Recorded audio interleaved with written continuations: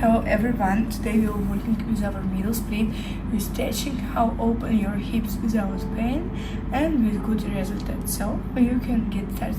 You can use blocks like that or like that, how you feel comfortable. So let's start. We'll start with working with right leg, pushing it down and relax. 2, 3, 4 and fix. 1, 2, 3, 4, 5. Amazing work. Let's change our leg on the left.